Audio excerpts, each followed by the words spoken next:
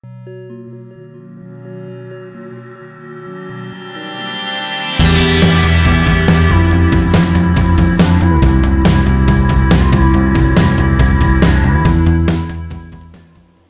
bien, el truco, digamos, en todo esto sería empezar a verlo desde el otro lado. Para eso acuñamos el concepto de problemgrama. Es un problema, de tantos problemas que se plantean a los niños, que por mi parte creo que deberíamos de cambiar el término, porque ¿quién quiere que le den problemas? Podríamos llamar tareas, ejercicios, pero realmente, sí, realmente son problemas lo que le estamos planteando a los niños, ¿no? Si ese problema se puede resolver con un programa, entonces estaríamos ante situaciones como esta. Un tren viaja de una ciudad a otra con una velocidad inicial y queremos plantearnos a qué distancia de uno de los puntos se encontrarán ambos trenes. Cuando se resuelve eso, en realidad no se está haciendo otra cosa que un programa. Ejemplo de física. Este concretamente, referido a gases, consiste en que yo voy a tener una presión inicial, una temperatura inicial, un volumen inicial y unas condiciones finales.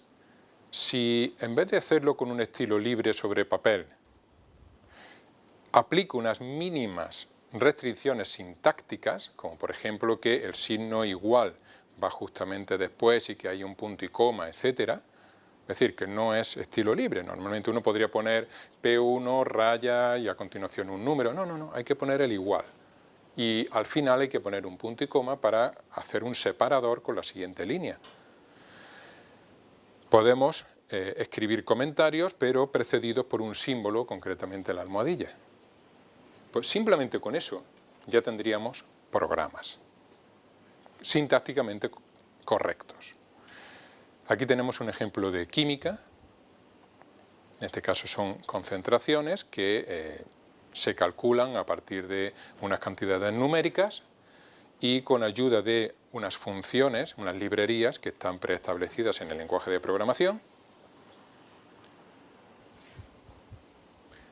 Un ejemplo de genética, como decíamos antes, donde lo que vamos a tener es una función que reduce el cruzamiento de dos genomas y que una vez que digo que el primer genoma son 2A mayúsculas y el segundo son 2A minúsculas, pues después de 2 generaciones yo lo que voy a tener son una serie de cruzamientos y por lo tanto unos fenotipos esperados.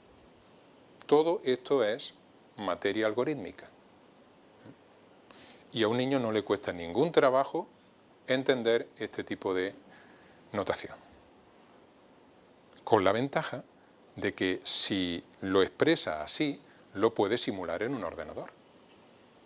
Yo he visto casos concretamente de niños que una vez que veían cómo hacer el mínimo común múltiplo, un programa que hacía el cálculo, no factorizando, sino simplemente yendo a buscar cuál es el número que cumple las condiciones para ser el mínimo común múltiplo, a continuación querían calcular el mínimo común múltiplo de otros valores para ver cómo era, de valores muy grandes que quizá ellos no podrían haber hecho a mano. Entonces el ordenador claramente se convierte en un elemento de simulación muy potente para que el niño asimile esos conceptos. Ejemplo de lengua. Como digo, en este caso de lo que se trata es de procesar cadenas de símbolos. Porque seguro que muchos de vosotros diríais, bueno, ¿cómo que no tenemos un lenguaje para los algoritmos? El lenguaje matemático, ¿no? No, yo diría que no es un buen candidato para enseñar a los niños algoritmos. Primero porque no hay mucha uniformidad. Vamos a dos centros y encontramos a profesores enseñando nomenclaturas ligeramente distintas. Con lo cual el niño ya está confundido nada más que por eso. Va a un libro y se encuentra con una nomenclatura distinta.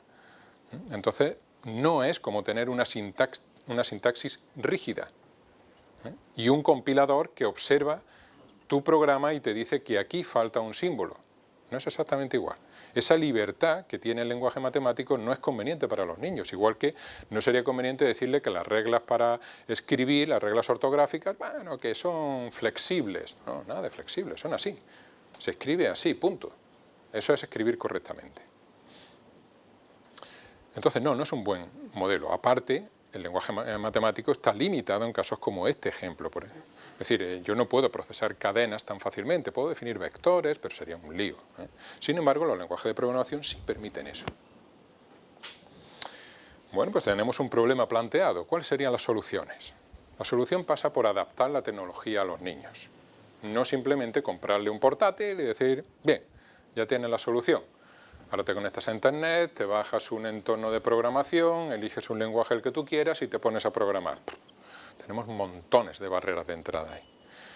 Esos ordenadores portátiles que ahora mismo podemos adquirir por una cantidad bastante modesta, resulta que son tremendamente complejos. Nosotros estamos ya acostumbrados a ellos, pero cuando los comparamos con aquellos ordenadores ochenteros, los teclados se han complicado muchísimo. Tenemos otros dispositivos como ratones, tabletas, etcétera. Eso es muy complejo para un niño pequeño. Por otra parte, ¿qué lenguaje de programación? ¿Qué entorno voy a elegir? ¿Cuál es el mejor? Pues depende.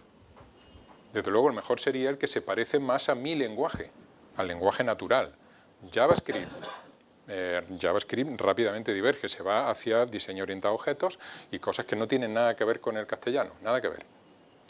¿Qué entorno de programación es el más adecuado? Vamos a encontrar entornos gratuitos, muy sofisticados, magníficos para programadores, nefastos para niños, no están diseñados para niños. Y por último, ¿qué programo? ¿Qué programo? O sea, ya tengo todo montado, ¿y ahora qué programas hago? El niño tiene que saber qué programas hace. Yo recuerdo venir corriendo del instituto porque me habían dado una idea de representación de funciones para hacer ese programa. Y 2 horas más tarde había ya gráficos saliendo por pantalla. O la genética mendeliana y decir, anda, puedo cruzar conejitos y entonces ver los conejos allí en pantalla.